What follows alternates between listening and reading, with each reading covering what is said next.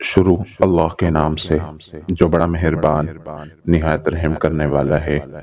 آج کی حدیث حضرت سالم اپنے باپ سے روایت کرتے ہوئے فرماتے ہیں کہ ایک آدمی نے لیلۃ القدر کو رمضان کی 27ویں رات دیکھا تو نبی کریم صلی اللہ علیہ وسلم نے فرمایا کہ میں دیکھتا ہوں کہ تمہارا خواب رمضان کے آخری عشرے میں واقع ہوا ہے، تو تم لیلۃ القدر کو رمضان کے آخری عشرے کی طاق راتوں میں تلاش کرو۔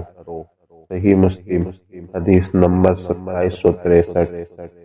اسی طرح کے اور دعا اور احادیث کو سننے کے لیے ہمارے چینل کو سبسکرائب کیجیے۔